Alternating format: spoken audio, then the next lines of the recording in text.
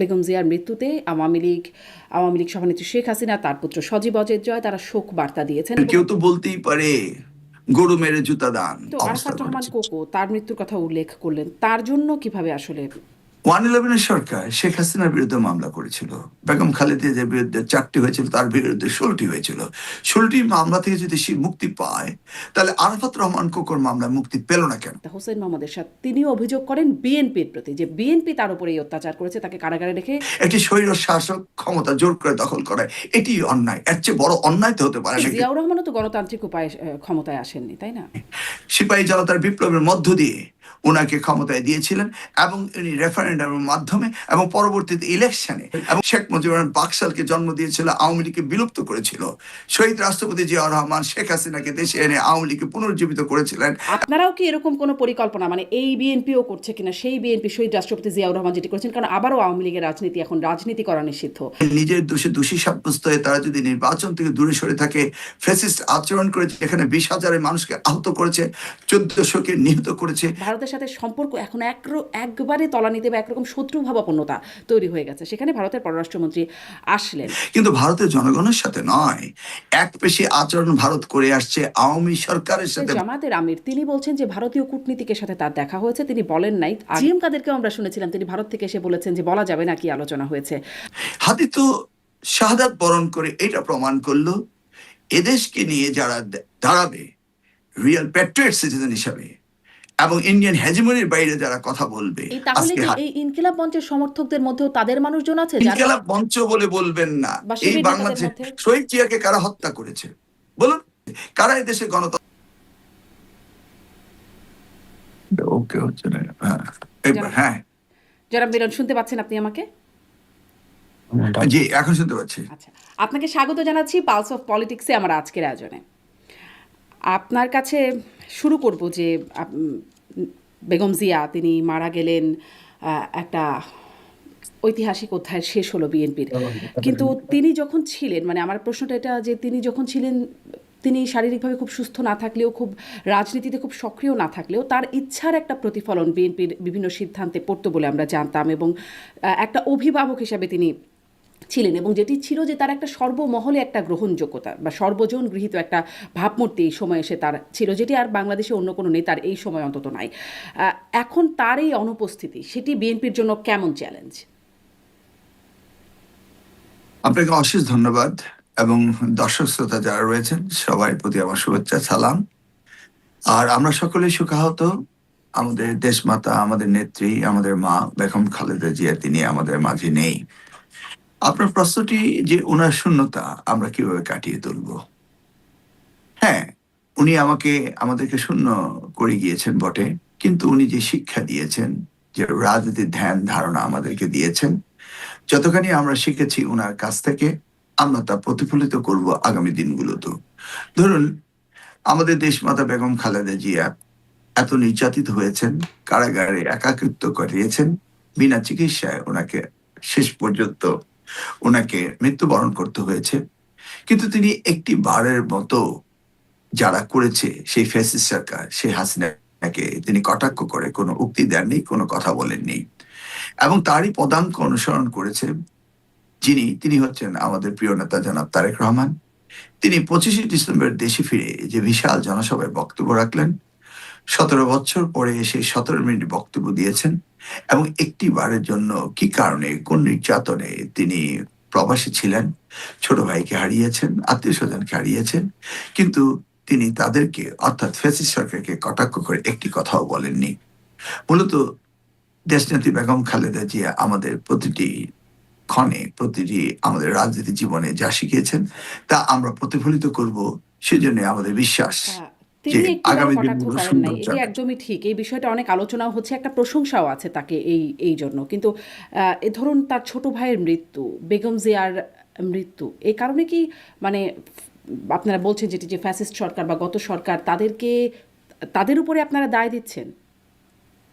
দেখুন, প্রত্যেকটি মানুষের স্বাধীনতা রয়েছে প্রপারলি ট্রিটমেন্ট পাওয়ার, কিন্তু বেগম খালেদাকে ট্রিটমেন্ট দেওয়া হয়নি।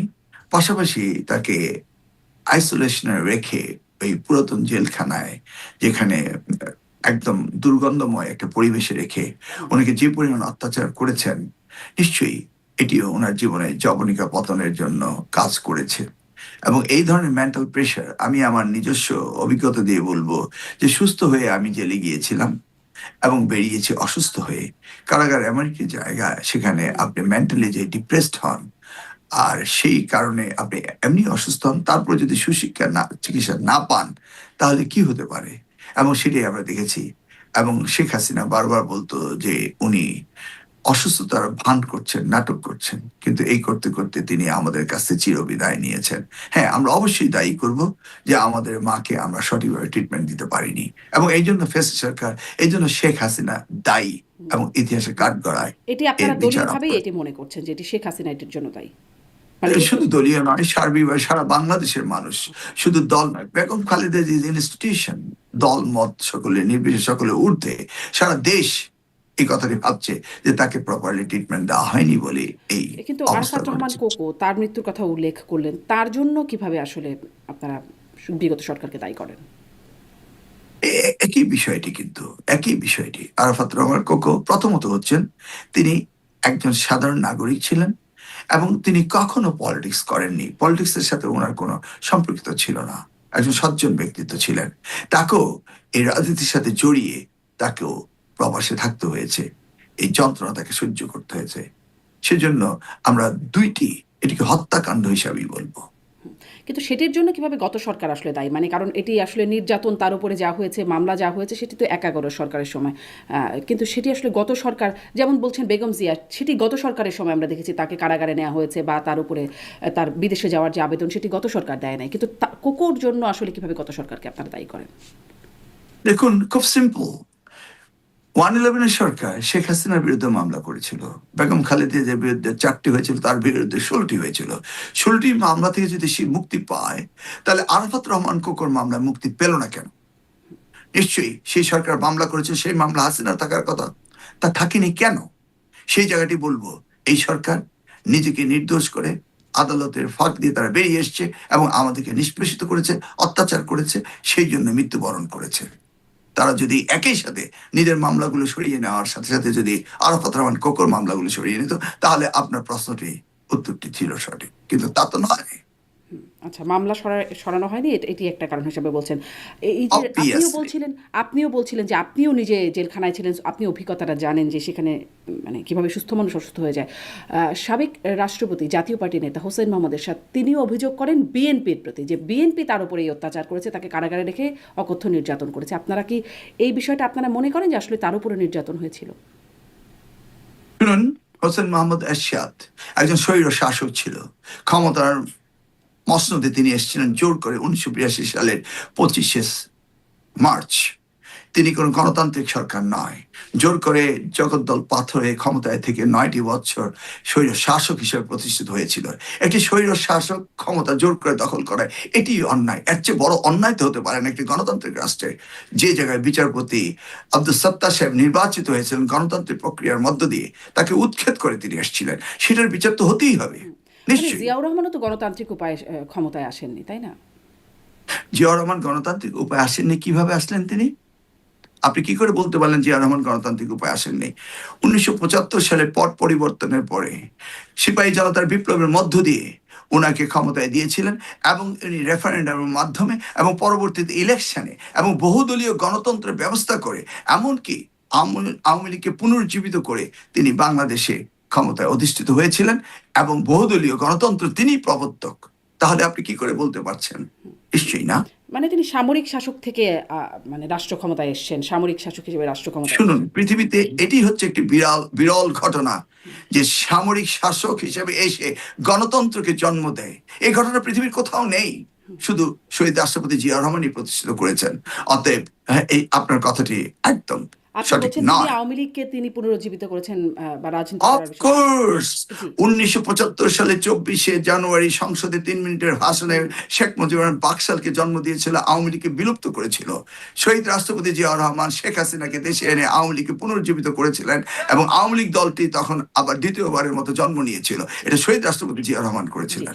আপনারাও কি এরকম কোনো পরিকল্পনা, মানে এই বিএনপিও করছে কিনা, সেই বিএনপি শহীদ রাষ্ট্রপতি জিয়াউর রহমান যেটি করেছেন, কারণ আবারও আওয়ামী লীগের রাজনীতি এখন রাজনীতি করা নিষিদ্ধ, তাদের দেশে কোনো রাজনৈতিক তৎপরতা নেই, সামনে নির্বাচনও তারা করতে পারবে না। আপনারা কি মনে করেন শহীদ রাষ্ট্রপতি জিয়াউর রহমান যেরকম করে ভেবেছিলেন সেরকম করে ভাবা উচিত বা ভাবা দরকার?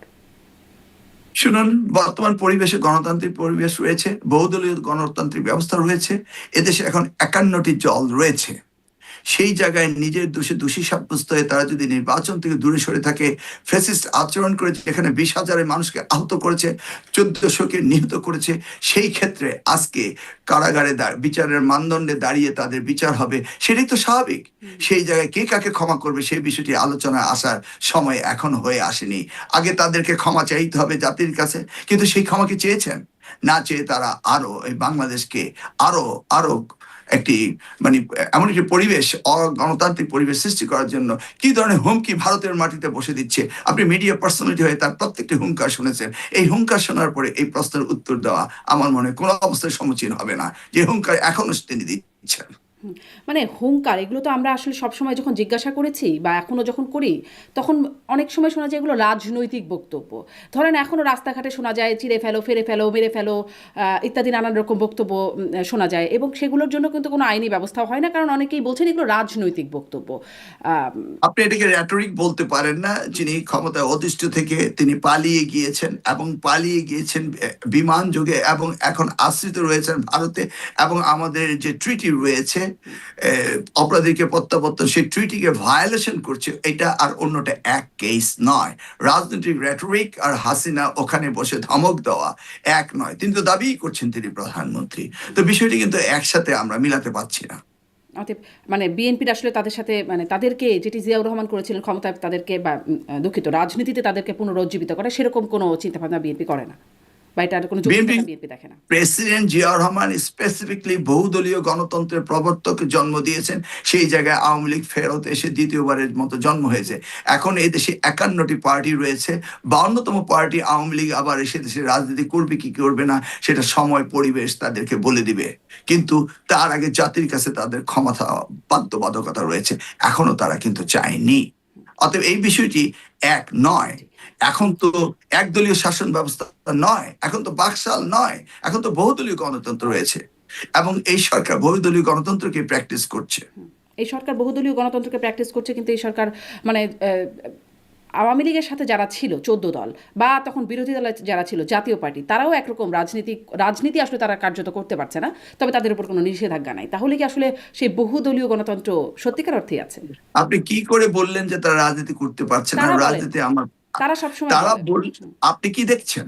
তাদেরকে কেউ বলেছে তোমার এমপি ইলেকশন করতে পারবে না, তোমরা নিষিদ্ধ, তোমরা কিন্তু তারা নমিনেশন কোনো দিতে পারবে কার্যক্রম না? করতে গেলে সেখানে একরকম হামলার শিকার হচ্ছে। নিশ্চয়ই আমরা দেখছি না, আপনি দেখছেন হয়তো সুদূর প্রবাসে বসে, আমরা তো দেখছি না কোনো হামলা।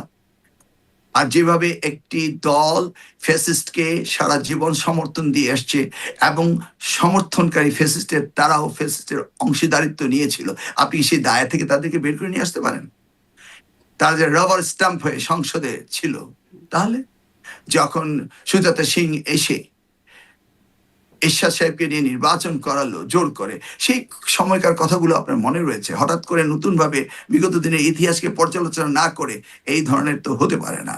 আপনার প্রশ্ন করার আগে আপনাকে জানতে হবে যে সুজাতা সিং কিভাবে এসে এই গণতন্ত্রকে নিষ্পেষিত করেছিল, একদলীয় ভাবে তারা ইলেকশন করেছিল, কিভাবে মধ্যরাত্রে ইলেকশন করেছিল, কিভাবে 154টি আসন তারা বিনা ভোটে নিয়েছিল, সেই ইতিহাস তো মানুষ এখনো ভুলে যায়নি। কিভাবে আমরা ডামিরা ইলেকশন করেছিলাম সেগুলি স্মরণ করার পরও আপনার এই প্রশ্নটা কি আদৌ যুক্তিসঙ্গত?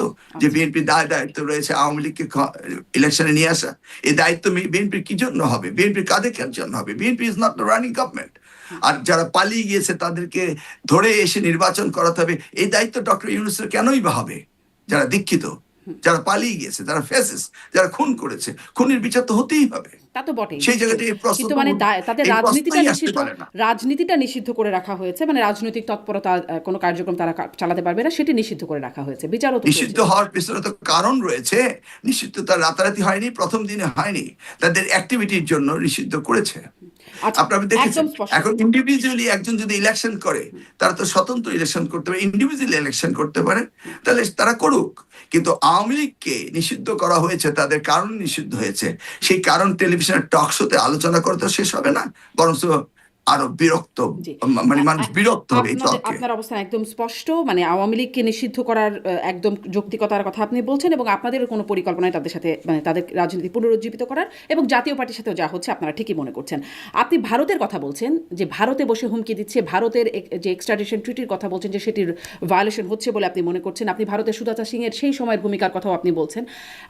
মানে ভারতেও এই ভূমিকার মধ্যে একটা বড় আঙ্গুল আপনি তুলছেন। এখন ভারতের পররাষ্ট্রমন্ত্রী যখন বেগম জিয়া মারা গেলেন, তখন আমরা দেখলাম যে একটা বেশ অভাবনীয় একরকম কাজ হলো, যে বিভিন্ন দেশ থেকে রাষ্ট্রের গুরুত্বপূর্ণ ব্যক্তিরা তারা আসলেন। এর মধ্যে সবচেয়ে উল্লেখযোগ্য হচ্ছে ভারতের পররাষ্ট্রমন্ত্রীর আসা, কারণ ভারতের সাথে সম্পর্ক এখন একবারে তলানিতে বা একরকম শত্রুভাবাপন্নতা তৈরি হয়ে গেছে। সেখানে ভারতের পররাষ্ট্রমন্ত্রী আসলেন। এই যে অভিযোগগুলো করছেন, এ সত্ত্বেও কি আপনারা, মানে এই বিষয়টাকে আপনারা কিভাবে দেখছেন, ভারতের পররাষ্ট্রমন্ত্রীর আসা এবং ভারতের সাথে সম্পর্কের বিষয়ে আপনাদের জায়গাটা কিরকম? শুনুন, আমাদের সংবিধান এবং আমাদের পররাষ্ট্রনীতিতে ম্যালাইজ টু নান সুস্পষ্টভাবে রেখা রয়েছে। আর আমরা কোনোদিন আমাদের প্রতিবেশীকে সরিয়ে ফেলতে পারবো না, তারা আমাদের প্রতিবেশীকে সরিয়ে ফেলতে পারবে না। অতএব আমাদের এই রিলেশন সবসময় থাকবে। আমরা ভারত সরকারের সাথে রিলেশন বর্তমানে যতটা তলানিতে গিয়েছে, কিন্তু ভারতের জনগণের সাথে নয়। এক পেশি আচরণ ভারত করে আসছে, আওয়ামী সরকারের সাথে ভারত সরকারের সম্পর্ক রেখেছে, এবং একজন খুনিকে তারা আশ্রয় দিয়েছে। সেই জায়গায় নিশ্চয়ই বাংলাদেশের জনগণ সেটাকে নিশ্চয়ই তাকে প্রত্যাখ্যান করবে, এবং সেটা করেছে। আমাদের ফরেন রিলেশনে ম্যালাইজ টু নান। ভারত প্রতিবেশী, ভারতের সাথে আমাদের সম্পর্ক হতে হবে, থাকবে। সেটা পারস্পরিক সম্পর্কের উপর নির্ভর করছে, গিভ এন্ড টেকেন, সেটার উপর নির্ভর করছে। আমরা তারা যাচ্ছে তাই করবে, আমরা তা মেনে নেব, সেই দিন তো আর এখন নেই। আপনারা সেটা দেখতে পেয়েছেন। আর বেগম খালেদা জিয়া, সাবেক প্রধানমন্ত্রী, তিনি মৃত্যুবরণ করেছেন। পররাষ্ট্রমন্ত্রীরা আসবেন, এটি তো রেওয়াজ, এটা তো আসতেই হয়, এবং প্রতিবেশী থেকে তো আসবেই। ঠিক তাদের ওখানে যদি আজকে এমন একটি ঘটনা ঘটতো, নিশ্চয়ই আমাদের প্রধান উপদেষ্টা বা পররাষ্ট্রমন্ত্রী সেখানে যেতেন। এর সাথে হঠাৎ করে সম্পর্কের উঠানামা, ব্যারোমিটারের পারদ উঠানামা, এই বিষয়টি এই মুহূর্তে তো আলাপ করার বিষয় বলে মনে হচ্ছে না। আচ্ছা, মানে এটি আসলে সম্পর্কের ক্ষেত্রে কোনো বার্তা বহন করে না বলে আপনি মনে করছেন, মানে কূটনৈতিক কোনো তাৎপর্য নাই? না, একজন মারা গিয়েছেন, সেই জায়গায় তারা আসবেন ফিনারেলে, এটি তো আন্তর্জাতিক পরিমণ্ডলে একটি রেওয়াজ।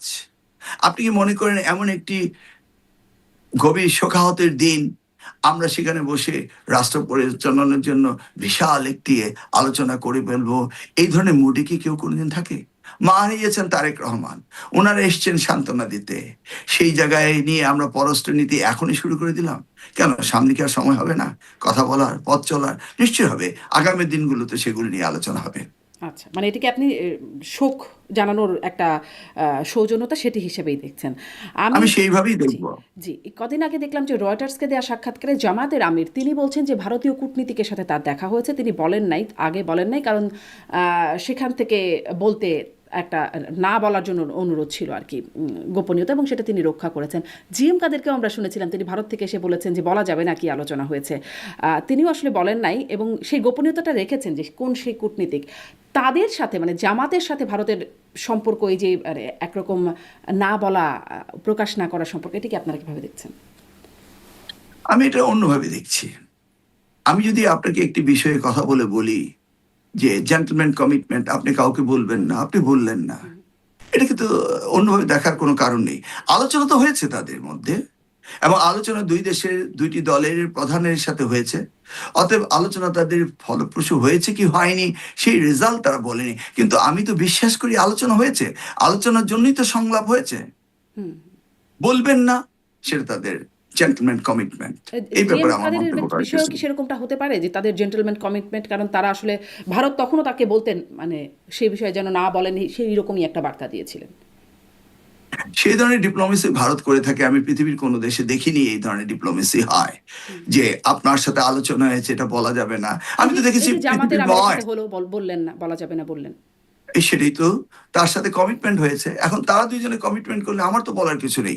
কিন্তু আমি জানি বিশ্বময় রেওয়াজ রয়েছে, এই ধরনের কোনো মিটিং হলে প্রেস ব্রিফিং করতে হয়।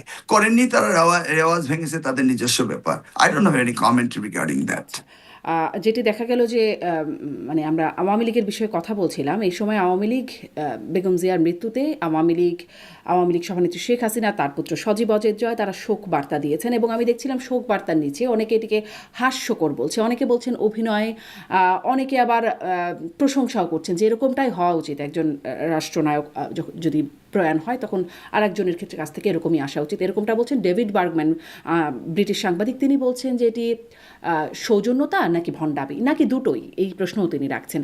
আপনারা আসলে কিভাবে নিচ্ছেন এই শেখ হাসিনার কাছ থেকে? না, এটা তো পার্সোনাল কমিটমেন্ট, কেউ তো বলতেই পারে গরু মেরে জুতা দান, এই মৃত্যুর জন্য তো তারা দায়ী। সেই ক্ষেত্রে সোশ্যাল মিডিয়াতে মন্তব্য হতে পারে। তবে আমি এই আমার প্রিয় নেত্রী দেশমাতা বেগম খালেদা মৃত্যুবরণের পরে কেউ যদি এসে শোকাহতের পাশে শোক প্রকাশ করে, আমার ধর্মীয় অনুভূতিতে আমি এটাকে নিয়ে কোনো কটাক্ষ করতে পারি না, আমি করব না। জি, অনেক ধন্যবাদ। আমি এই পরের প্রশ্নে যাই। যে দেখলাম আমরা যখন মানে অন্য দেশ থেকে নেতারা আসছেন, যেমন জয়শঙ্কর আসছেন বা পাকিস্তান থেকে একজন নেতা আসছেন আরও দেশের, সেখানে উপস্থিত ছিলেন জাইমা রহমান, তারেক রহমানের কন্যা। এর আগেও যখন ন্যাশনাল প্রেয়ার ব্রেকফাস্টে যুক্তরাষ্ট্র থেকে আমন্ত্রণ জানানো হয়েছিল তারেক রহমান, মির্জা ফখরুল ইসলাম আলমগীর, আমির খসরু মাহমুদ চৌধুরী, তাঁদের যাবার কথা ছিল, তারেক রহমানের স্থলাভিষিক্ত হয়েছিলেন তার কন্যা জাইমা রহমান। মানে জাইমা রহমানকে আন্তর্জাতিক ক্ষেত্রে যখন কথাবার্তা হচ্ছে বেশ মানে তাকে সামনে দেখা যাচ্ছে। তাকে নিয়ে কি কোনো পরিকল্পনার বিষয়ে আপনি জানেন হচ্ছে, বিএনপির মধ্যে আছে? শুনুন, আমার উত্তরসূরি আমার মেয়ে হবে, আমার ভবিষ্যৎ আমার মেয়ে হবে, এটা তো পরিকল্পনার বিষয় না, এটা তো বাস্তবতা। কে না প্ল্যান করে তার মেয়ে, তার পুত্র সন্তান আগামী দিনে তিনি যা করছেন সেই স্থলাভিষিক্ত হবেন, আবারও সেই কাণ্ডারি হয়ে এগিয়ে যাবেন। এটা তো গুড উইশেস, এটা তো হওয়া উচিত। এটা কি না হওয়া উচিত নাকি? আর এই শোকাহত পরিবারের দুইজনই তো এখন রয়েছে, নাই শহীদ রাষ্ট্রপতি জিয়াউর রহমান, নাই বেগম খালেদা জিয়া, নাই আরাফাত রহমান কোকো। একমাত্র কন্যা জায়মা বাবার সাথে থাকবেন, সেই শোকাহতের দিনে বাপকে আলিঙ্গন করে দুজনে থাকবে, এটি তো স্বাভাবিক। এবং এই স্বাভাবিকত্বের মধ্যে অস্বাভাবিকত্ব কোত্থেকে আসলো, এটা তো আমি বুঝতে পারছি না। রাজনীতি জায়মা রহমান করবে, নিশ্চয়ই করবে, সেটা আগামী দিন বলে দিবে, সামনের দিনগুলো সময় বলে দিবে। কিন্তু এই ক্ষণকে নিয়ে তো আমার মনে হয় না কোনো উত্তর দেওয়া বা কোনো তর্ক বিতর্কে যাওয়ার কোনো সুযোগ রয়েছে। না, নিশ্চয়ই তর্ক বিতর্ক না, মানে তিনি আসলে কি, তাকে নিয়ে কীরকম পরিকল্পনা আছে সেটি একটা প্রশ্ন, সেই প্রশ্ন হিসেবে জানতে চাচ্ছিলাম। আমরা দেখলাম যে যেদিন বেগম জিয়া মারা গেলেন সেদিন স্ট্যান্ডিং কমিটির মিটিং হলো এবং সেখানে থেকে সিদ্ধান্ত হলো যে 9 জনকে, রুমিন ফারহানা সহ 9 জনকে বহিষ্কারের সিদ্ধান্ত হয়েছে, তারা স্বতন্ত্র প্রার্থী হিসেবে দাঁড়ানোর ঘোষণা দিয়েছিলেন বা দাঁড়িয়েছেন। তিনি, রুমিন ফারহানা, বিষয়টিতে বেশ অবাক, মানে বিস্ময় প্রকাশ করেছেন যে যেদিন মারা গেলেন সেই শোকের দিনে কেন এই বহিষ্কারের সিদ্ধান্তটা আসলো। আসলে এই সিদ্ধান্তটা আপনার কাছে কেমন মনে হলো? ধরুন, আমাদের প্রিয় নেতা জনাব তারেক রহমান, ওনার মা মারা গিয়েছেন, কিন্তু স্টেটমেন্ট, উনি কি আমার মতো সারাদিন অঝরে কাঁদবেন বা ক্রুদ্ধ হয়ে ঘরে বসে থাকবেন? ওনাকে তো স্টেটমেন্টশিপ নিয়ে এ দেশকে এগিয়ে নিতে হবে, ওনার কথা বলতে হবে। তিনি তাই করছেন। ঠিক তেমনি ভাবে এ দলটি নির্বাচনকালীন সময়ে এই ঘটনাগুলো ঘটছে, নির্বাচন দলের বিষয়, দল এগিয়ে যাচ্ছে এবং সেই কাজগুলো হচ্ছে। যেদিন যে সিদ্ধান্ত নিতে হবে, দল সুস্পষ্টভাবে বলেছে দলের বিরুদ্ধাচরণ যদি কেউ করে তাহলে তাকে বহিষ্কার করা হবে। তো সেই দিনটির সাথে, শোকাতের সাথে রুবিন ফারহানার বহিষ্কার বা অন্য বহিষ্কার থেকে সম্পর্কিত করা যাবে না। বলা হয়েছে যদি কেউ দলের বিরুদ্ধে স্ট্যান্ড নেয় তাকে বহিষ্কার করা হবে। প্রসিডিউর অনুযায়ী বহিষ্কার করা হয়েছে। দুইটি বিষয়, জাতি শোকাহত, কিন্তু দলের যে পলিসি ডিসিশন ভায়োলেট করলে যে পানিশমেন্ট হবে, সেই পানিশমেন্টটা তো হতেই হবে, সেটা হচ্ছে, সেটা ধারাবাহিকতা।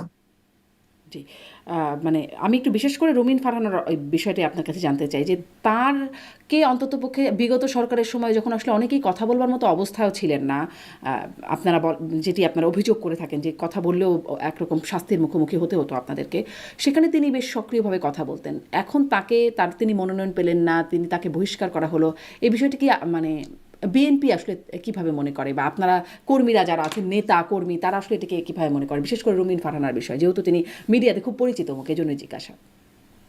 না শুনুন, কথা রবিন ফারহানা প্রচুর বলেছে, আমরাও বলেছি, আমরাও রিস্ক নিয়েছি। জি, আমিও একই আপনি কাতারে ছিলেন। ছিলাম। হ্যাঁ, আমিও একই কাতারে ছিলাম, আপনিও দেখেছেন, আপনাদের টিভিতেও গিয়েও কথা বলেছি। এখন রুমিন ফারহানা পার্টির সিদ্ধান্তের বাইরে যাওয়াটা কি উচিত হয়েছে? শুনুন, একটি বৃহত্তর দল, এই রুমিন ফারহানা কিন্তু 2018 সালে ইলেক্টেড হয়নি, সিলেক্টেড এমপি হয়েছিল। আগামী দিনে আমাদের দেশে ইলেক্টেড এমপির প্রভিশন রয়েছে, সিলেক্টেড এমপির প্রভিশন রয়েছে, আপার হাউসের প্রভিশন আসছে। অ্যাকোমোডেশন তো হতেই পারতো, কিন্তু দল সিদ্ধান্ত নিয়েছে দলের বৃহত্তর স্বার্থে। সেই জায়গায় দলের সিদ্ধান্ত মেনে নিলে তিনি কি খুব লস করতেন? তাহলে আপনি মনে করছেন রুবিন ফারহানা ভুল করেছেন?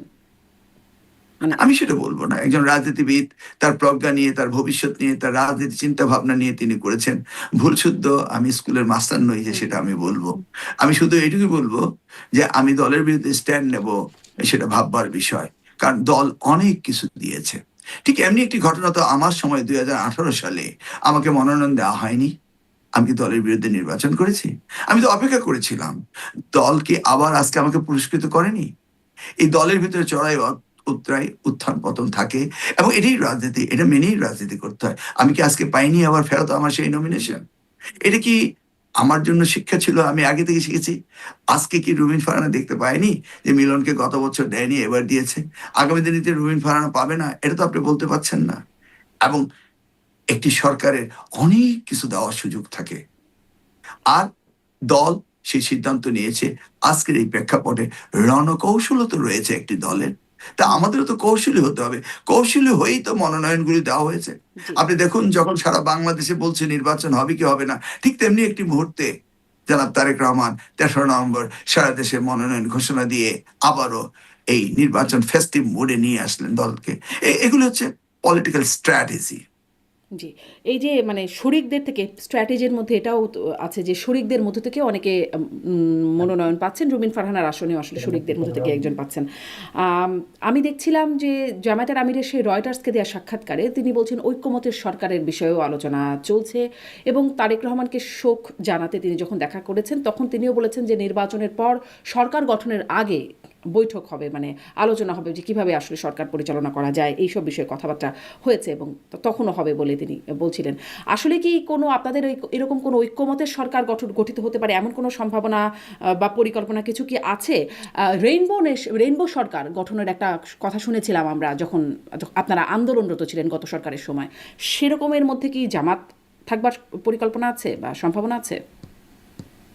দেখুন, 31 দফা, আগে 29 দফা ছিল, তার আগে বলা হয়েছিল যে নির্বাচনের পরে সকলকে নিয়ে একটি সরকার গঠন করার প্রস্তুতি তখন ছিল, এবং এটা বৃহত্তর স্বার্থে এটা হতেও পারে। কারণ সবার আগে বাংলাদেশ, যেটা আমাদের প্রিয় নেতা তারেক রহমান বলেছেন। তাহলে আগামী দিনে নির্বাচন হওয়ার পরে যদি উনি মনে করেন, দল মনে করে, সকলকে নিয়ে আমরা আগামী দিনে সুন্দর একটি সরকার গঠন করে বাংলাদেশ এগিয়ে নেব। কারণ আমরা অনেক সময় পার করেছি অযথা, এবং আমাদের অনেক ক্ষতি হয়ে গিয়েছে। সেই জায়গায় এটা না হওয়ার সম্ভাবনা বা হওয়ার সম্ভাবনা দুইটি তো যুক্তিসঙ্গত। সেই বিষয়টি নির্বাচনের পরে ইনশাল্লাহ আমরা দেখতে পাবো। আচ্ছা, আর যদি ধরুন যে যদি বিরোধী দল আর ট্রেজারি দল, তাদের মধ্যে যদি পার্থক্য খুব কম সংখ্যক আসনই থেকে যায়, তখন তো নাও হতে পারে। এটা নির্ভর করে নির্বাচনের পর কিভাবে সরকার গঠন হবে। এখন এটা বলা অত্যন্ত কঠিন। আচ্ছা, আচ্ছা। মানে আপনাদের বিএনপির নেতাদের মধ্য থেকে অনেকের কাছ থেকেই এই অভিযোগ আসে যে সরকারের মধ্যে জামাতের অনেক মানে গুরুত্বপূর্ণ জায়গায় জামাতের লোক রেখে দেওয়া হয়েছে, প্রশাসনের মধ্যে জামাতের লোক রেখে দেওয়া হয়েছে। আমরা শুনেছি যখন মানে দেখাও গেছে এই অভ্যুত্থানের পরে যে ছাত্রলীগের মধ্যে গোপনে বা গুপ্ত রাজনীতি করেছে শিবির, বিএনপির মধ্যেও গুপ্ত অবস্থায় কোথাও জামাত শিবির আছে কিনা? আপনাদের সময় একসময় তো জোট ছিলই, এখন কি গুপ্ত অবস্থা, মানে এই গুপ্ত রাজনীতির যে একটা অভিযোগ তো তাদের বিরুদ্ধে দেওয়া হয়, আপনাদের মধ্যেও কোথাও গুপ্ত অবস্থায় আছে কিনা? না, আমাদের সাথে তারা গুপ্ত অবস্থায় ছিল না। ধরুন আমি যদি তখন তো জোটই আমার ছিল, হ্যাঁ। মাইক্রো লেভেলে যদি আমি আমার কোচয়ে আসি, আমি বহু লোকের চাকরি, বহু লোকের উপকার করেছি, মাদ্রাসায় মুহাদ্দিস বানিয়েছি, প্রিন্সিপাল বানিয়েছি, চাকরির সুযোগ করে দিয়েছি, অনেক কিছু করে দিয়েছি। এবং আজকের প্রেক্ষাপটে আমি দেখছি তারা জামাতের রোকন হয়ে গিয়েছে। তাহলে কি আমি বলবো যে তারা জামাতের রোকন হতে পারে না? আমি কি তা বলবো তারা গুপ্ত অবস্থা রয়েছে? আমরা একসাথে পথ চলেছি, একসাথে আন্দোলন করেছি, এবং আমরা জোটের সরকার ছিল, অথবা আমার দায়িত্বও ছিল তাদেরকে চাকরি দেওয়া। আমি ভেবেছিলাম সে বিএনপি করে, ছাত্রদল করবে, কিন্তু করেনি। কিন্তু এটা তো কোনো অন্যায় হয়নি, তারা তো জোটেরই সরকার ছিল, জোটেরই একটি অংশ ছিল। সেই ক্ষেত্রে হ্যাঁ, আমি স্পষ্ট দেখতে পেয়েছি যে যাদেরকে আমি ছাত্রদল ভেবে সুবিধা দিয়েছি তারা আজকে জামাতের নেতা হয়েছে। এমনকি একদিন একটি মিছিল আসছিল, আমি ভাবলাম যে এই মিছিলটি বোধহয় আমার মিছিল। আমি প্রত্যেকটি লোককে চিনি, কাছে গিয়ে দেখলাম ওরা জামাতের ক্যান্ডিডেটকে নিয়ে মিছিল করছে। It is the beauty of the politics. আমি মনে করি এতে কোনো প্রভেদ নেই, কারণ দেশটি দুই ভাগে বিভক্ত ছিল, একটি ছিল ফ্যাসিস্ট, আরেকটি ছিল অ্যান্টি ফ্যাসিস্ট। তো তারা তো অ্যান্টি ফ্যাসিস্ট ছিল, তাহলে তাদের কালার আর আমার কালার তো একই ছিল। কিন্তু এরকম আসলে কালার না চিনতে পেরে বা চিনতে পেরেও এমন কি হয়েছে যে আপনি অনেকের উপকার করেছেন, তারা আসলে আওয়ামী লীগ ছিল বা ছাত্রলীগ ছিল? থাকলে থাকতে পারে, কিন্তু তাতে আমি সেটাকে কোনো দোষের কিছু দেখছি না, কারণ রাজনীতি করা তার নিজস্ব ব্যাপার, আমি করতেই পারি। নিশ্চয়ই। এটাকে আমি গুপ্ত কেন, তারা কি গুপ্তচরের মতো আমাকে হত্যা করতে এসছে, না আমার দলকে ক্ষতি করতে আসছে? তা তো করেনি তারা। আমরা মিলেমিশে রাজনীতি করেছি। কেউ ছিল ফ্যাসিস্টের পক্ষে, ফ্যাসিস্টের বিপক্ষে, তা আমরা বাংলাদেশের একত্রে রাজনীতি করেছি। এখন যেহেতু জামাতকে আমাদের সাথে রাজনীতি করবে না, তাদের তাদের মতো তারা নিজ পায়ে দাঁড়াতে হবে, নির্বাচন করতে হবে, অতএব তারা সরে গিয়েছে।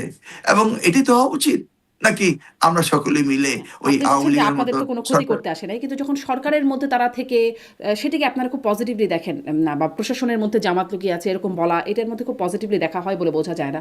বা আওয়ামী লীগের মধ্যে যখন ঢুকেছিল তারাও খুব পজিটিভলি সেখানে কাজ করেছিল, তাও না, সেখানে একটা গুপ্ত রাজনীতি একটা নেগেটিভলি দেখা হয়, বা দেখা হচ্ছে বর্তমানে যখন গুপ্ত রাজনীতি শব্দটা ব্যবহার করা হয়।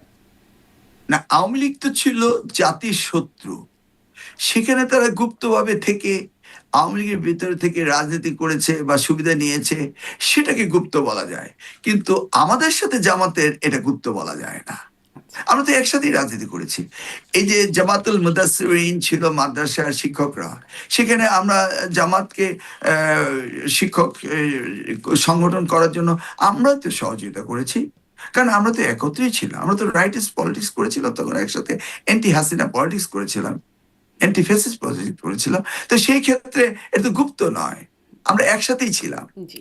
আরেকটা একটু জামাতের প্রসঙ্গে আরেকটু প্রশ্ন করব। তবে এটাও একটু মানে গুপ্ত শুনে মনে পড়লো, মানে বলতে, বলতে মনে পড়লো যে বিএনপির সাবেক স্বরাষ্ট্রমন্ত্রী আলতাফ হোসেন চৌধুরী তিনি বলেছিলেন বিএনপিতে অনেক নোন রয়ের এজেন্ট আছে।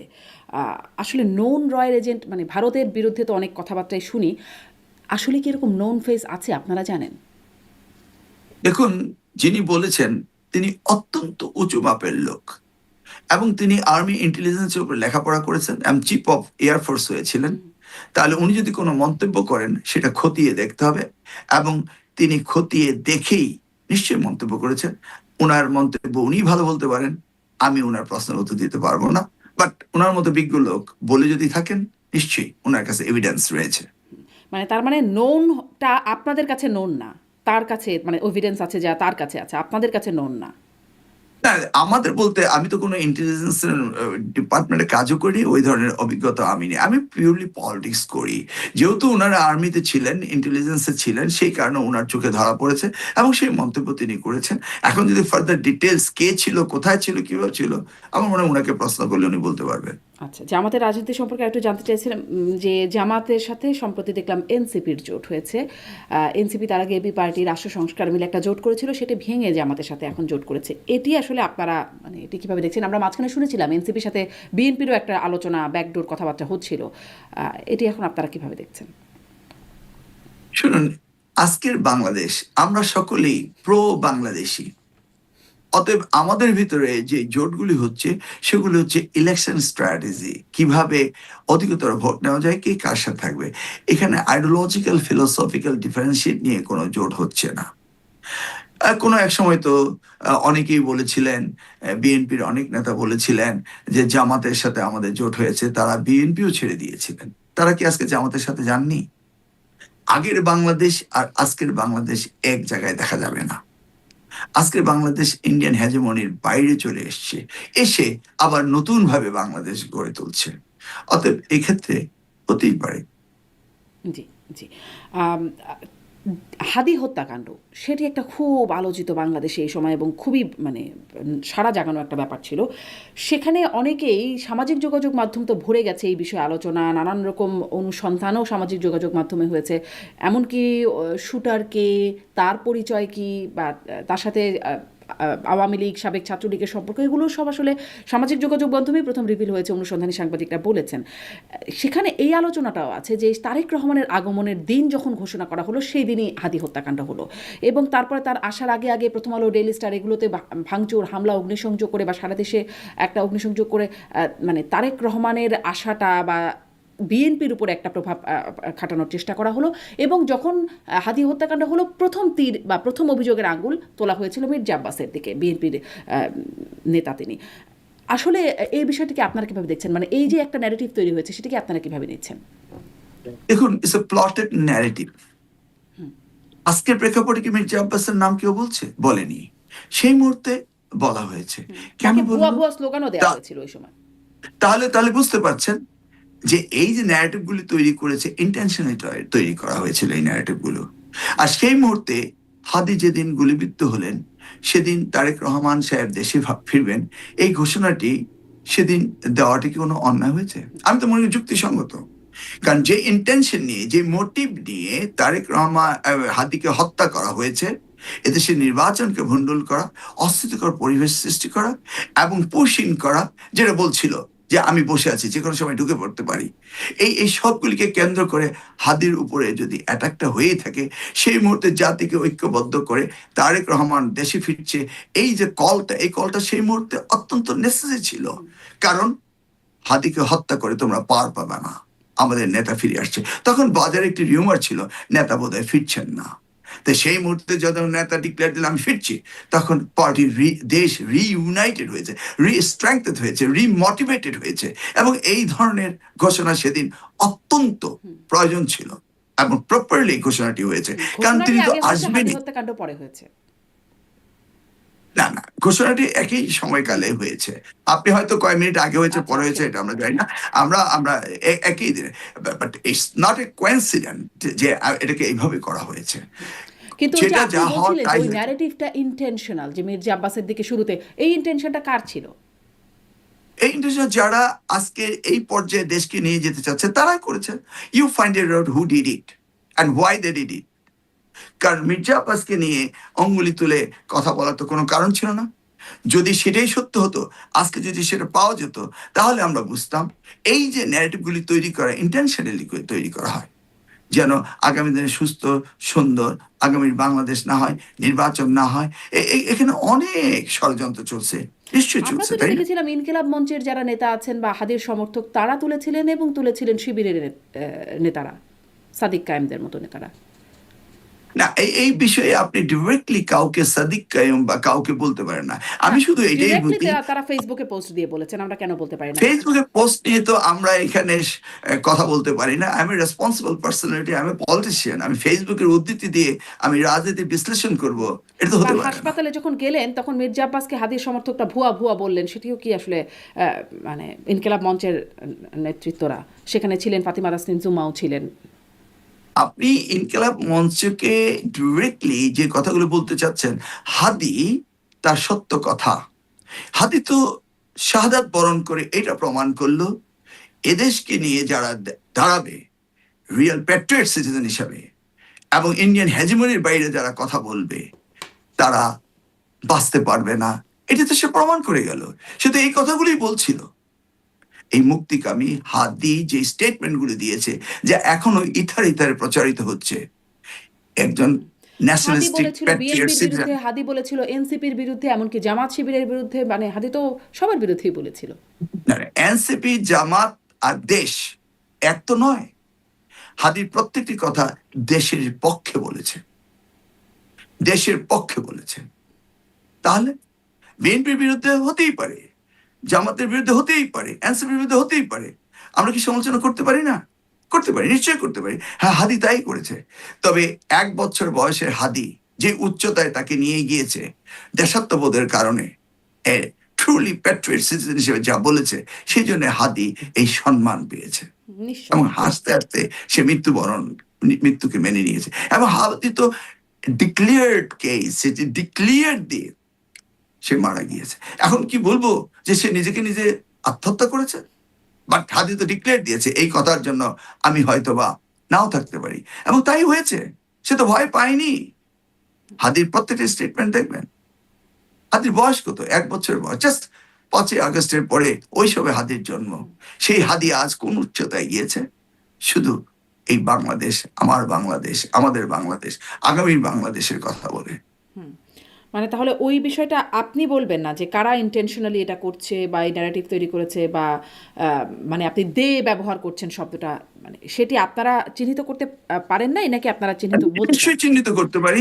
যারা বাংলাদেশকে অস্থিতিশীল করতে চায় তারা করেছে। কারা? কেন চিহ্নিত করবো না? কারা? যারা বাংলাদেশকে অস্থিতিশীল করতে চায় তারা করেছে। আজকে হাদির কিলারে কোথায় আশ্রয় নিয়েছে? হাদির কিলারে আসলো, পালিয়ে গেল, কারা সহায়তা করেছে? সেই প্রশ্নের উত্তর তো বেরিয়ে আসবে সময় দিন। যারা বাংলাদেশ নামক রাষ্ট্রটি বিশ্বের মানচিত্রে চায় না তারা করেছে। এটা বুঝতে দেরি হবে কেন? কিন্তু ওই যে প্রশ্নটা ওইখানে, তাদের সাথে এর ইনকিলাব স্পষ্টতা মঞ্চের হতে ওই পারে না। সমর্থক, হাদির সমর্থক, মানে শিবির নেতাদের সম্পর্ক কি? মানে তারাও তো এই অ্যাকিউজেশনটা, অ্যালিগেশনটা না, তারা আপনি বলছে। এই বিষয়টাকে এত ছোট ভাবে আমরা অ্যানালাইসিস করলে হবে না। হাদিকে ইনকিলাব মঞ্চ, হাদিকে শিবির, এই এই জায়গায় গিয়ে আমাদের সীমাবদ্ধতা থাকলে হবে না। আমাদের বুঝতে হবে যারা বাংলাদেশকে চায় না, যারা আগামীর বাংলাদেশকে চায় না, তারা এই কাজটি করেছে। কারা চায় না এই প্রশ্নের উত্তর আপনিও দিতে পারেন, দিয়ে দিন। জি, মানে আপনি একটা বিশাল ফ্রেমে বলছেন, একদম সরাসরি ফ্রেমে যাদেরকে দেখা যাচ্ছে আমি তাদের নিয়ে প্রশ্ন করছিলাম। আমি একটু বিশাল ফ্রেম তো আপনি ছোট করে দেখলে হবে না। এটা বিশাল ফ্রেমই। আমাদের দেশের কিন্তু যখন গণতন্ত্র আপনি কেন অপরাধীর কাছে প্রতিষ্ঠিত যাবেন, হচ্ছে না? অপরাধী কে, সরাসরি কে করলো, তখন তো আপনাকে আস্তে আস্তে ফ্রেমটা ছোটই করতে হবে। মানে পুরো আপনি এই ফ্রেমটা ছোট করে নিয়ে আসুন। বিগত 3টি নির্বাচনকে কারা ভণ্ডুল করেছে? কারা এদেশে গণতন্ত্র চায় না? কারা স্বৈরতন্ত্রকে, যারা ফেসিস্টকে আশ্রয় দিচ্ছে? এগুলি বুঝতে তো নিউরো সায়েন্টিস্ট হতে হবে না। বাংলাদেশের মানুষ এগুলি বুঝে ফেলেছে, এবং হাদির কণ্ঠে সেগুলি উচ্চারিত হয়েছে বলেই তাহলে আজকে কি এই ইনকিলাব মঞ্চের সমর্থকদের মধ্যেও তাদের মানুষজন আছে যার কারণে তারা মির্জা আব্বাসকে আপনি দায়ী করছে? ইনকিলাব মঞ্চ বলে বলবেন না। বা এই শিবির নেতাদের বাংলাদেশে মধ্যে শহীদ জিয়াকে কারা হত্যা করেছে বলুন? কারা কারা হত্যা হত্যা করেছে শহীদ জিয়াকে? কারা হত্যা তাহলে করেছে? আপনি আপনি বলুন, যারা বাংলাদেশকে চায় না তারা হত্যা করেছে। আপনি কি এটা তো ছোট্ট ফ্রেমে আনতে পারেন না? জি, আপনাকে এই কথাগুলো বুঝতে হলে, উত্তর দিতে হলে, প্রথমে সবার আগে বাংলাদেশকে ভালোবাসতে হবে, তারপরে উত্তর পাবেন। কেন আমরা এই 17টি বছর গণতন্ত্রহীন একটি রাষ্ট্র পেলাম? কেন খুন, গুম, কেন আমার মতো মিলনকে কারাগারে বছরের পর বছর কাটাতে হলো? কেন? এই জবাব কি আপনি দিবেন? কেন বেগম খালেদা জিয়াকে মিথ্যে মামলায়, মিথ্যে অভিযোগে বছর পর বছর কারাগারে রাখা হলো? এগুলি এত ঘটনা ঘটার পরও আমরা এই ছোট্টভাবে এই বিষয়টাকে দেখবো? আচ্ছা, আদি তো ডিক্লিয়ার দিয়ে মরেছে। ওই বিষয়টা যদি দেখতে না চান, ওইখানেই আসে যে কেন আপনাদের এই মানে এই এতদিন নির্যাতিত হয়ে থাকতে হয়েছে। এই সময়ে এসেও দেখলাম আপনি যখন সম্ভবত ব্যাংককে যেতে চাচ্ছিলেন, বিমানবন্দর থেকে ফিরিয়ে দেওয়া হলো, আপনার উপর নাকি নিষেধাজ্ঞা আছে। এই সময়ও এসে কেন সেটি দেখা গেল? মানে তারপর কি হলো? সেই নিষেধাজ্ঞা কি চলে গেছে এখন, নাকি আছে? না, আমি তা জানি না, আমি যাওয়ার চেষ্টা করিনি। সরকার নিষেধাজ্ঞা দিয়েছে। কেন দিয়েছে সেটা তো পত্রিকায় দেখেছেন আপনি।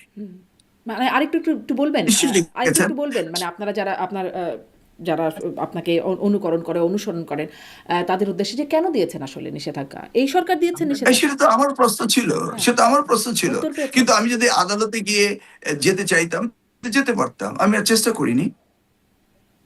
সরকার যদি কোনো বিষয়ে ইনভেস্টিগেশন করে, they have the right to do investigation। সেই জন্য তো আমি গ্রসলি কোনো কিছু বলতে পারবো না, বলা তো উচিত হবে না। বলা কি উচিত? কিন্তু ভেবে দেখুন আপনি, কিন্তু চ্যালেঞ্জ তো করা উচিত না। আপনি কেন আপনার টকশোতে মতো একজন প্রশ্ন নাগরিককে, করবেন। কেন আপনার মতো একজন আমি তো নাগরিককে চ্যালেঞ্জ করেছি, হ্যাঁ, আমি তো চ্যালেঞ্জ করেছি, উত্তর পেয়েছেন? আমি তো চ্যালেঞ্জ করেছি, আমি প্রেস কনফারেন্স করেছি, চ্যালেঞ্জ করেছি, তাই না? তারপর উত্তর পেয়েছেন? গভর্নমেন্ট, না আমি উত্তর পাইনি, গভর্নমেন্ট যথাসময় উত্তর দিবে, আচ্ছা, তাই না? আচ্ছা। কিন্তু সেই কথাগুলো তো আমি টক শোতে বলে তো শেষ করতে পারবো না। গভর্নমেন্ট উত্তর দেবে। আপনি এই বিষয়টা গভর্নমেন্টকে জিজ্ঞেস করতে পারতেন। জি, সুযোগ হলে নিশ্চয়ই করব। মানে আপনি যেহেতু নিজে এটার যদি বলি ভিকটিম, তাহলে হ্যাঁ, আমাকে যেতে দেয়নি, গভর্নমেন্ট আমাকে আটকিয়েছে, এবং গভর্নমেন্ট পরে এটা রিলিজ করেছে কিনা এই বিষয়ে আমি কোনো তথ্যপত্র নেই। তবে আমি জানি যে আমি যদি যেতে চাইতাম আমি কোর্ট অর্ডার নিয়ে যেতে পারতাম, জি, এটা আমি জানি অবভিয়াসলি। জি।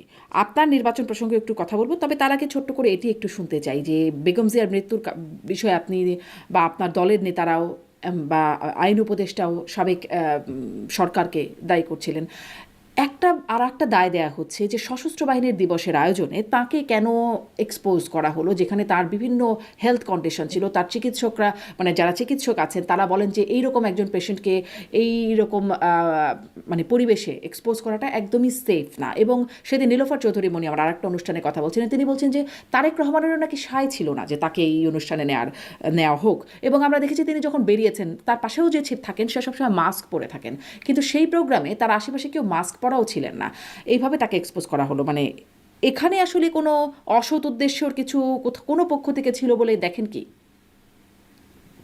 শুনুন, আমি স্বভাবত কোনো দাওয়াতে গেলে বাইরে খাই না, আমার প্রবলেম হয়। সেদিন এক বিয়ের দাওয়াতে 5 স্টার হোটেল সোনারগাঁতে গিয়েছিলাম, ভাবলাম সোনারগাঁতে খেতে পারি, খেলাম, আমার পেট খারাপ হয়ে গেল, আর কাউর তো হলো না। সেজন্য কি আমি কাউ বলতে পারি সোনারগাঁ হোটেলের খাবার ব্যবস্থা খারাপ ছিল? উনি সেখানে যে গিয়েছেন, যাওয়ার প্রয়োজন ছিল ন্যাশনাল আর্মি সেনা দিবস হিসাবে, এবং সেখানে যাওয়ার পরে তিনি অসুস্থ হয়েছেন, এটা তো হতেই পারে। কিন্তু উনার সেই জন্য কন্ডিশন তো আর কারো ডাক্তার তো ভেবে কন্ডিশনের সাথে চিন্তেই, একমত না, মানে একরকম না। উনার যে কন্ডিশন ছিল, হেলথ কন্ডিশন, ওনার কিডনি, লিভার, ওনার বা যে মেডিকেল রেকর্ড যা বলে, সেটি তো আর বাকি যারা উপস্থিত ছিলেন তাদের মতো না। কিন্তু বাকি যারা তো উনার উচ্চতার কেউ না। ওই অনুষ্ঠানকে অলঙ্কিত করার জন্য ওনাকে দাওয়াত দেওয়া হয়েছিল, তো বাকির সাথে তো আমি তুলনা করতে পারবো না। She was the highest personality to attend that meeting. এবং ওনাকে শহীদ রাষ্ট্রপতি জিয়া রহমানের স্ত্রী, তিনবার প্রধানমন্ত্রী, সেই 21শে নভেম্বর সেনা দিবসে তাকে চিফ গেস্ট করবে, এটা অত্যন্ত স্বাভাবিক। উনি তো অন্য 10 জনের মতো না। এই অনুষ্ঠানকে অলঙ্কৃত করার জন্য ওনাকে দাওয়াত দেওয়া হয়েছে, এই সেটা নিয়ে তো আমি দাওয়াত জানি না। দেওয়ার প্রসঙ্গে নিশ্চয়ই নীলফার কোনো মনি, দাওয়াত দেওয়ার প্রসঙ্গে নিশ্চয়ই কোনো প্রশ্ন নাই, কারণ তারেক রহমানকেও দাওয়াত দেওয়া হয়েছিল, তিনি আসতে পারেন নাই খুব সঙ্গত কারণে, তিনি তখন বিদেশে ছিলেন। কিন্তু প্রশ্নটা এখানে যে তাকে দাওয়াত দেওয়া হবে এটা খুবই স্বাভাবিক, কিন্তু তিনি আসলে যাবেন, তিনি যেভাবে এক্সপোজড হলেন, সেটি তার শারীরিক অবস্থার জন্য খুবই ঝুঁকিপূর্ণ ছিল। তখনও এটা শোনা গেছে, পরেও শোনা যাচ্ছে। সেই অবস্থায় এটি কি একটা যৌক্তিক সিদ্ধান্ত ছিল না বলে আপনাদের নেতাদের অনেকে বলছিলেন, এবং এর মধ্যে অনেক প্রশ্নও তোলার চেষ্টা হয়েছে। এখানে কি বলতে চাচ্ছেন? না, আপনি কি বলতেছেন কোন স্পেসিফিক ভাইরাস ওখানে ছেড়ে দেওয়া হয়েছিল না, না, বেগম না, না, না, খালেদা জিয়ার জন্য? তা তো বটেই না। তাহলে জি, তা তো বটেই তাহলে না। উনি হেঁটে দাওয়াতে গিয়েছেন, যাবেন, যাওয়া উচিত, গিয়েছেন। আজকে আমরা ছেড়ে দিয়েছে যে বেগম খালেদা সেখানে গিয়ে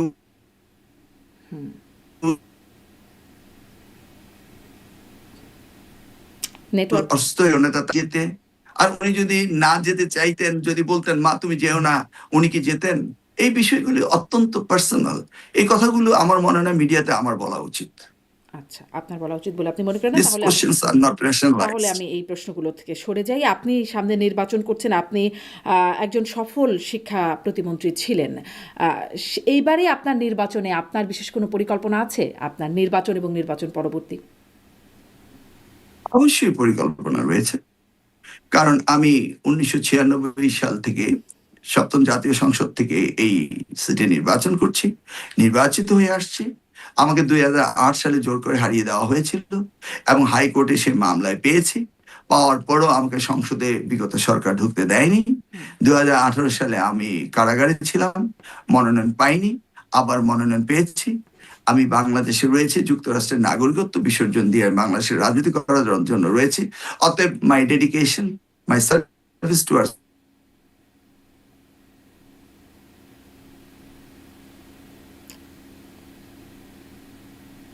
my একটু নেটেও সমস্যা হচ্ছে, কথাগুলো একটু আটকে আটকে যাচ্ছে জনাব জনাব মিলন। জি, আপনি আপনার জি এলাকার বিএনপির সমর্থন তো আপনার কাছে আছেই, আপনি নমিনেটেড সেখানে। স্থানীয় আওয়ামী লীগেরও একটা প্রভাব থাকে, মানে সেখানে আওয়ামী লীগের সমর্থক আছে বা ভোটার আছে, তাদের অবস্থান কি? তারা আসলে তাদের কোনো অবস্থান জানতে পারেন আপনি, যে তারা আসলে আপনাকে কিভাবে নিচ্ছে, তাদের ভোটটা কার পক্ষে যাবে? আমি সামগ্রিকভাবে যে সততা নিষ্ঠা এবং দায়বদ্ধতা নিয়ে এই কচুয়ায় রাজনীতি করেছি, জনগণের খেদমত করেছি। হুম। আমি তো অনেক জামাত নেতারও ভোট পাবো বলে আমার বিশ্বাস, এবং তাদের যে ধরনের উপকার করেছি সেটা আমার বিশ্বাস রয়েছে। তাছাড়া যে রিফর্ম আমি করেছি শিক্ষা ক্ষেত্রে, এবং জামাত তারাও শিক্ষার উপরে গুরুত্ব দেবে, সততা নিষ্ঠা, এবং ধরুন এই যে চাঁদাবাজি, সন্ত্রাসী বা মাদক আসক্ত, এই যে আমি যেদিন নমিনেশন কনফার্ম হলো সেদিন থেকে কচুয়ায় চাঁদাবাজি আর করার সাহস কেউ পায় না। মাদক মোটামুটি কাছাকাছি চলে আসছি। নির্বাচিত হওয়ার পর তো মাদক পালাবে। এই যে আমার জনশ্রুতি রয়েছে, আমার জনগণের